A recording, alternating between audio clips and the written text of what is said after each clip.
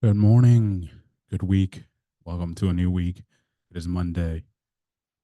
And welcome to the competition timeout. Thank you for hanging on, guys. We're back Monday. What a weekend. We talked Friday about game one of the NBA Finals. Game two happened last night. We'll talk about that. We'll lead off with that. Before that, obviously, you're getting tired of it, but just do it. Um, please subscribe, share, like, comment, all that. It'll help out with all of the podcasts, not just this one, all the other ones that we have under here. Um, but yes, right off the bat, game two, NBA Finals was last night. And I will say, for Dallas's point of view, it was a better game than it was game one, a little closer, but Boston's still too much for the Mavericks. Obviously, the final score was 105 to 98. Luka Doncic 32 points, 11 rebounds, 11 assists. So much better in the assist front there. Um, the starting five for Dallas all went over double digits, which is good for them, but it just wasn't enough. Luca did have 8 turnovers there, and but still wasn't enough. Kyrie only held to 16, and PJ Washington had a good game with 17, but it just wasn't enough. It wasn't enough for to hold off the Celtics. The Celtics got 26 from Drew Holiday, who led the way. He went 11 for 14 from the floor, and he had 11 rebounds.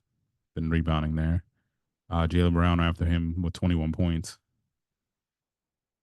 and then Jason Tatum with 18. So did Derek White, 18 as well. Porzingis with 12 off the bench. It just wasn't enough for the Mavericks. The Mavericks did have moments, especially early, where they were leading, where it looked like they found, a rhythm and something that works against this Boston Celtics defense. And Boston hung on, and they just kept coming. They kept forcing the Mavericks into some mistakes, and they took advantage of it. They took advantage of it. I mean, like I said in the previous one, Boston has been the best team record wise, numbers wise, all season. Obviously, the path to here, the finals, was not the hardest for them. So I think people, including me, had a little bit of a doubt about if they were still legit. Uh, the road that Dallas went through was a little harder, and they were battle tested. So, you had some belief there in Dallas, and that two-headed monster. But so far, Luke has been getting his. Kyrie's been somewhat limited, and I think that's the big difference. Dallas does come back home, um, which is a good thing, even though they're down 2-0. Dallas does come back home for game three. That'll be Wednesday, and maybe some home cooking will help. Luca was asked yesterday after the game, what can they do at home to, changes or anything, and he just comically said, "Score more," which is kind of true, especially in this against the Celtics team, where Jason Tatum, their best player, only has to score 18. I think the last game he only had 18 as well, or 16. So he's not leading the way when he should be. I'm gonna be honest.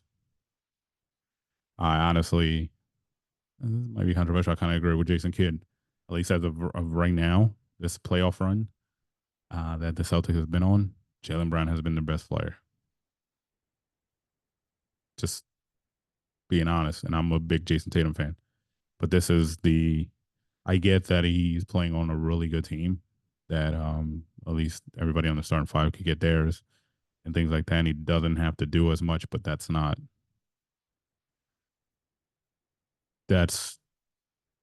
that's cool and all, but that's not why, you know, what the top five guys in the league right now do. LeBron had three other, two other supporting cast in Bosch and Wade, and he had to still be the man. But we'll see. There's still a lot to go. But yeah, big Tatum fan, but just thought I'd put that out there. All right, hockey. Hockey game one was Saturday. The Panthers got out to a 1-0 lead in that series of the Stanley Cup Finals against the Edmonton Oilers. We'll talk more about that on Puck Talk. So tune into that for your hockey stuff.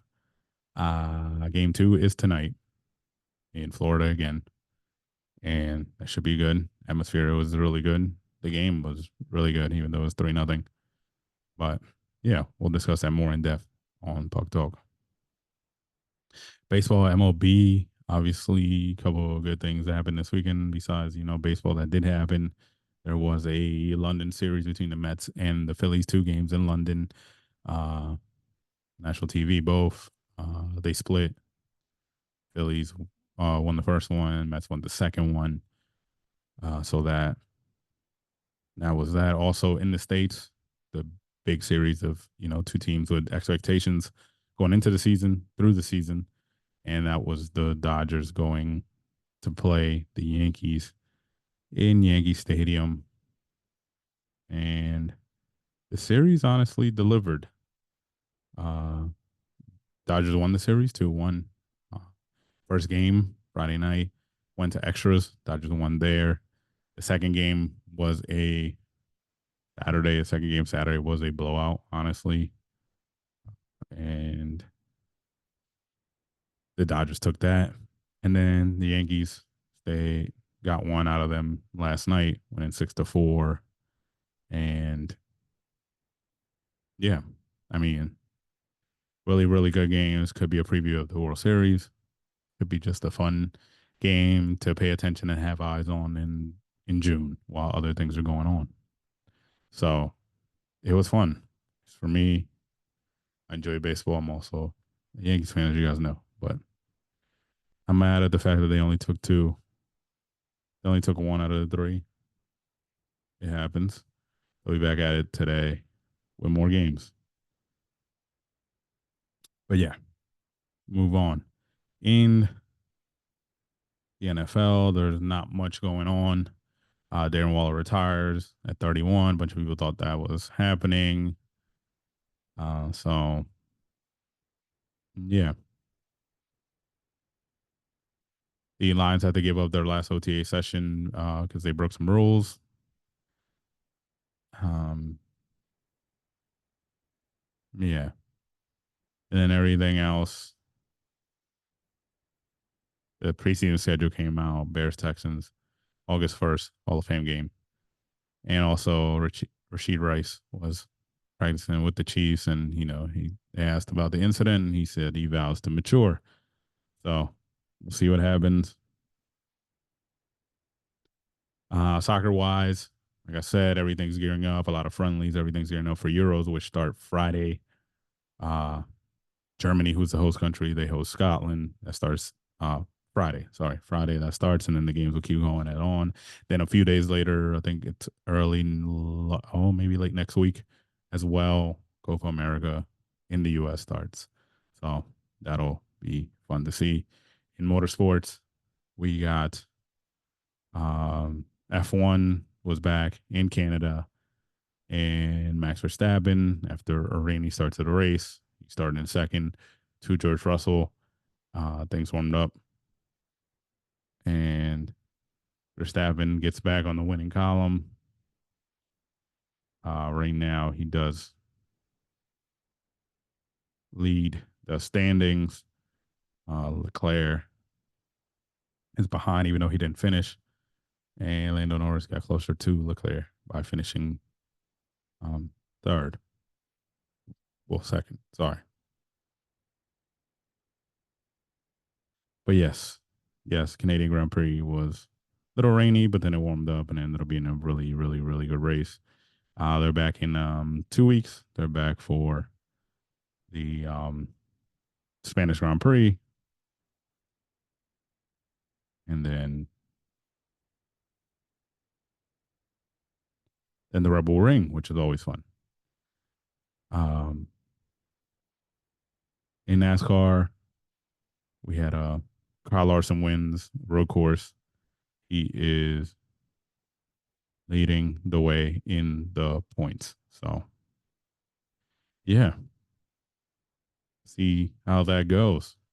But yeah, we'll keep an eye on all that here on the competition timeout. As you know, obviously tune into the other podcast, Puck Talk for your hockey stuff, the Nano Rome Show for all your Philly slash local stuff, and also coming back this week, Throne Bros. If you're a Game of Thrones fans like I am, Throne Bros will be back this week with the new season premiering this weekend. All right, guys. Here we go. See you guys tomorrow. Thank you for tuning in to the competition timeout. Peace.